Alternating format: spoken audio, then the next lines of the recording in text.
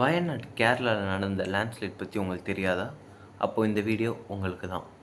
So Wayanad கேரளாவில் மேப்படின்னு சொல்கிற ஒரு கிராமத்தில் ஒரு நிலச்சரிவு ஏற்பட்டிருக்கு. இந்த நிலச்சரிவுக்கு காரணமாக கனமழையை சொல்கிறாங்க. ஏன் கனமழையை சொல்கிறாங்கன்னா, இது வரைக்கும் வரலாற்றிலே காணாத அளவுக்கு அன்றைக்கி அங்கே கனமழை பெஞ்சதா சொல்கிறாங்க. ஸோ கனமழைனால என்ன ஆகும் அப்படின்னு உங்களுக்கு ஒரு கேள்வி ஏற்படும். ஸோ இதை நான் எப்படி சொல்லுறேன்னா, இதுதான் அந்த மலைன்னு வச்சுக்கோங்களேன். மண் ஓரளவுக்கு க்ரிப்பாக நிலத்தை பிடிச்சின்னு இருக்கும். ஆனால் மழை பட பட பட என்ன ஆகும்னா, அந்த க்ரிப் கொஞ்சம் கொஞ்சமாக கம்மியாக ஆரம்பிக்கும். கம்மியாகி தண்ணியோட ஃப்ளோ மேலேருந்து கீழேயா தான் இருக்கும். ஸோ அந்த மண்ணுமே அதோட க்ரிப்பை லூஸ் ஆனனால தண்ணியோடு சேர்ந்து அது அப்படியே கொஞ்சம் கொஞ்சமாக கீழே அடிச்சுனே இப்படி வர ஆரம்பிக்கும். இது கொஞ்சம் மண் இல்லைங்க, ஒரு ரொம்ப ரொம்ப பெரிய அளவில், அதாவது ஒரு மலையிலேருந்து ஃபுல்லாக அக்யூமுலேட் ஆகி கீழே இருக்குது. ஸோ மண் டைட்டாக இல்லாதது ஒரு காரணமாக இருந்திருக்கு. மண் டைட்டாக இல்லாமல் இருக்கிறதுக்கு என்ன காரணமாக இருந்திருக்கும் நம்மளுக்கு தெரியுதா? அங்கே நிறைய டீஃபாரஸ்ட்ரேஷன் வந்திருக்கு. ஆமாம், கேரளா காட்ஸ் ஓன் கண்ட்ரி ஏன் சொல்கிறாங்க? அதோட நேச்சருக்காக தான். அதாவது நேச்சர் ரொம்ப ஒரு முக்கிய பங்கு வகிக்கிறது மரங்கள்.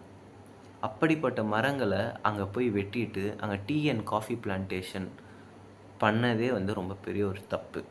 ஏன்னா இந்த மாதிரி ஒரு மலை பகுதியில் ஒரு மரமோட வேர் எவ்வளோ டைட்டாக பிடிச்சிக்குதோ அதுக்கு ஏற்ற அளவுக்கு ஒரு டீ அண்ட் காஃபியோடைய வேர் டைட்டாக பிடிச்சிருக்காது மண்ணை. இதனாலேயே அந்த நிலச்சரிவுக்கு ஒரு ரொம்ப பெரிய ஒரு சான்ஸ் நம்ம கொடுத்துருக்கோம். இது இப்போ வரைக்கும் 35 கிலோமீட்டர் இந்த சரிவு வந்திருக்கு, இந்த மண் சரிவு. And more than 300 peoples have died because of this. ஆமாம், நான் எதுவும் எக்ஸாஜரேட் பண்ணல. 300க்கும் மேற்பட்டவர்கள் இறந்திருக்கிறார்கள். அண்ட் இன்னும் இறந்தவர்களை கண்டுபிடித்து கொண்டிருக்கிறார்கள்.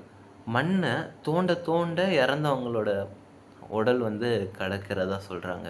இது கேட்கவே ரொம்ப ரொம்ப கஷ்டமாக இருக்குது. இங்கே வாழ்கிறவங்களுமே முக்கால்வாசி பேர் அந்த இடத்துல வாழ்கிறவங்களும் அந்த டீ அண்ட் காஃபி பிளான்டேஷனில் வேலை செய்கிறவங்களா தான் இருந்திருக்கிறாங்க. இவங்க நைட்டில் ஷெல்டரில் இருந்திருக்காங்க. இவங்க வீடில் இவங்களுக்குமே ரொம்ப பெரிய ஸ்ட்ராங்கான வீடெல்லாம் இல்லை. ஆஸ்ட்ரா ஷீட் அந்த மாதிரி மெட்டீரியல்ஸால் இருக்கிற ஷீட் வீடாக தான் இருந்திருக்கும்.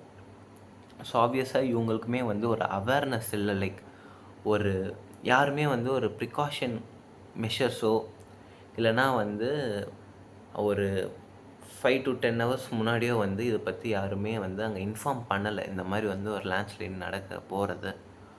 ஸோ இது அவங்களுக்கு ஒரு ரொம்ப பெரிய இழப்பாக இருக்கும். ஏன்னா 35 கிலோமீட்டர் ரொம்ப ரொம்ப ரொம்ப ரொம்ப ஒரு பெரிய ஏரியா. ஸோ 35 கிலோமீட்டர் உள்ள எத்தனை வயசானவங்க இருந்திருப்பாங்க, எத்தனை குழந்தைங்க இருந்திருப்பாங்க, எத்தனை விமன் ப்ரெக்னெண்ட்டாக இருந்திருப்பாங்க. இவங்களாம் அந்த லேண்ட்ஸ்லைட் அப்போது எவ்வளோ கஷ்டப்பட்டு இருப்பாங்க உயிர் பிழைக்க கஷ்டப்பட்டும் உயிர் இழந்தவங்க எத்தனை பேர் இருந்திருப்பாங்க. ஸோ கேரளா மாதிரி ஒரு ஸ்டேட், அதுவும் நம்மளோட நெய்பரிங் ஸ்டேட்டுக்கு வி ப்ரே ஃபார் தெம்.